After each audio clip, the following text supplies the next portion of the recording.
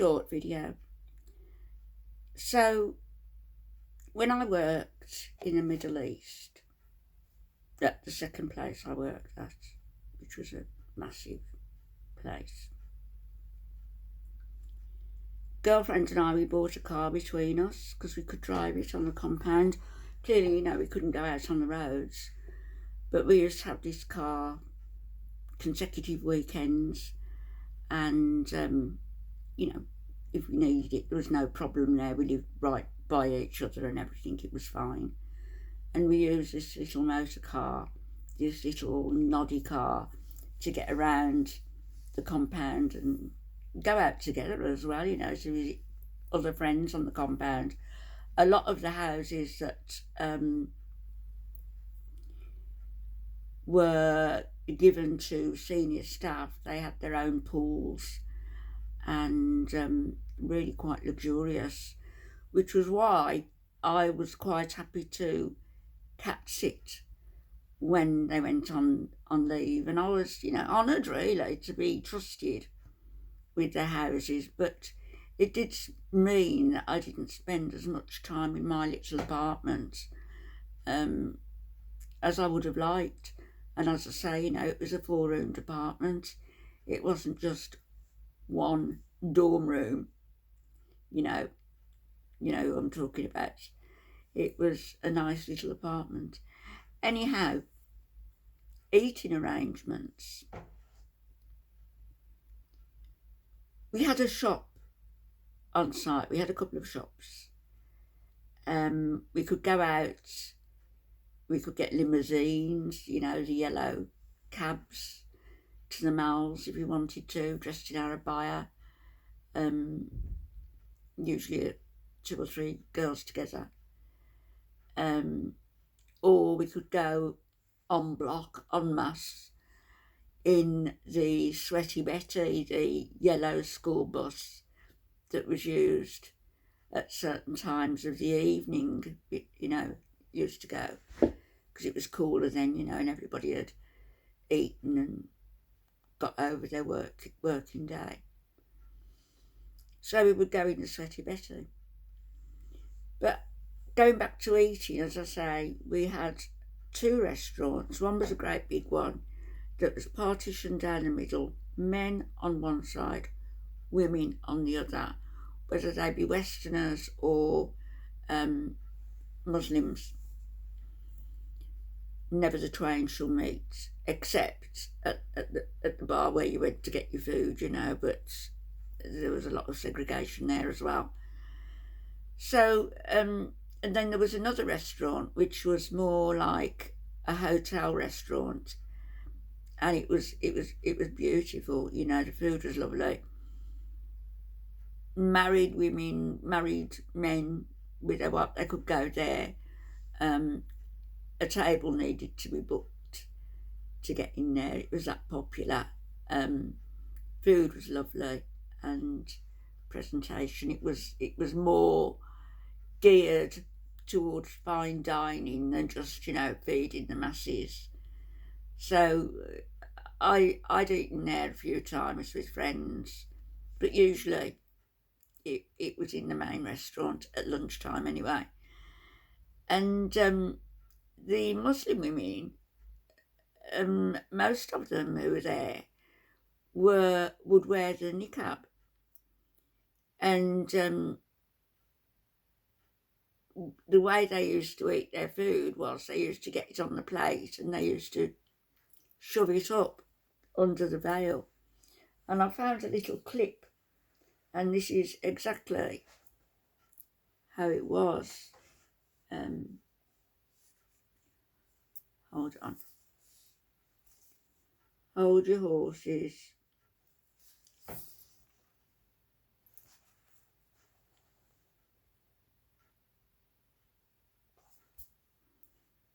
I'll not press start. There you go. It's not a very long video.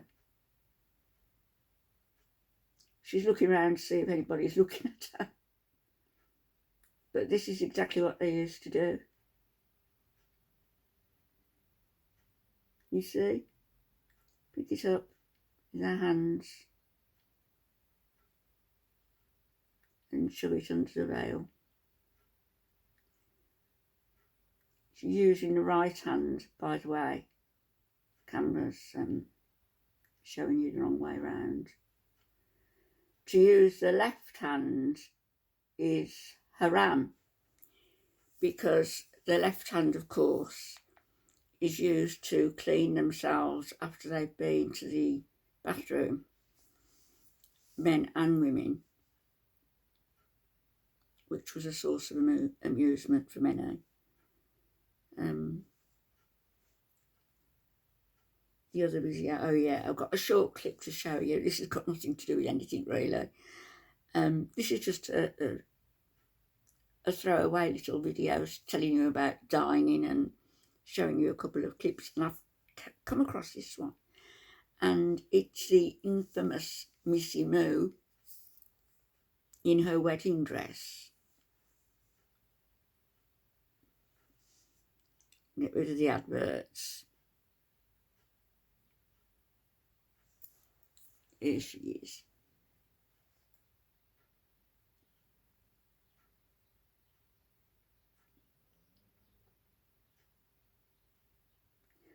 She's telling you that it's now too big for her because she'd had weight loss surgery, and I'll play it again actually. I don't know why I've got the sound turned down.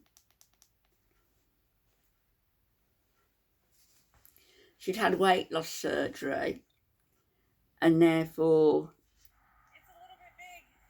it's a little bit big. Lost weight 15 years ago, so that's awesome. I could maybe fit another missing in here. Not quite.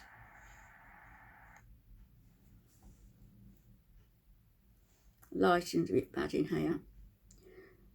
There's another video, you know, I was talking about, while we're on the subject of food, and we're talking about feeders, as per the video I put out the other day, and feeders and feedies, I suppose, who get paid for eating. Well, this woman here is £811.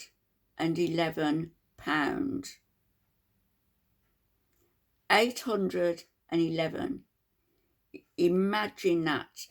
Amber Lynn Reid is 500, and well, Chantal likes to pretend she's 350, but she's almost the size of the two of them put together. Almost, not quite.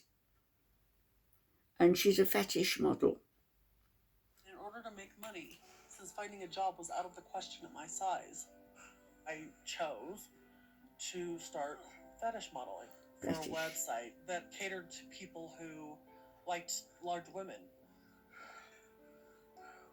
So I have a setup in my apartment where I can film myself eating. And I eat for people. It's crazy, I just eat isn't what it? I want, and they pay for it, as long as I film it. I guess they So pay that's for how I the make a living food and keep going. And it makes me feel appreciated. and pay So I'm about happy to do $20 a month membership. Hi, long time no see, everybody. She uses her stomach as a table. When is going to be that cake video? Well, it's right now. Even her voice. Thank you for requesting this. Listen to her It's voice. making me bigger and bigger. I can just feel it. She's got My mom's self-image like a really fat improved after voice. she started that modeling job. Kind of makes her happier because those people just find her as beautiful. They find her as a human being, not some huge maniac. No, they find her We've as a come to the freak, saddest part actually. of this situation, and that's the end of this cake. Parting is such sweet sorrow. See you later. Thank you. But there's no question that this job has been unhealthy for me, because I found the perfect community to reinforce my worst habits. I last weighed in 6 months ago. You just can't understand it, can you? And I was at 811 pounds. 811. Just crazy. And They say there's a lot of obese women in Kuwait, and there are a lot of obese women in the Middle East, but there's a difference between fat, chubby, obese, and being super morbidly obese, and super morbidly obese with a problem with your hygiene. So that's something that Ms. Saro, which she is, because she doesn't take the Salah's name, but I suppose she can if she wants to. But that's something that she's going to need to address, because no Muslim man, apart from not wanting to be disrespected on the internet and in public elsewhere, no man wants a wife trailing round and leaving a lingering smell behind her. So that's something that she's going to have to sort out also.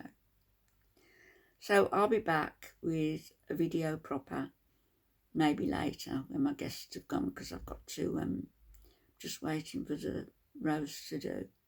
It's almost done. And I'll be back later. Bye-bye, everybody.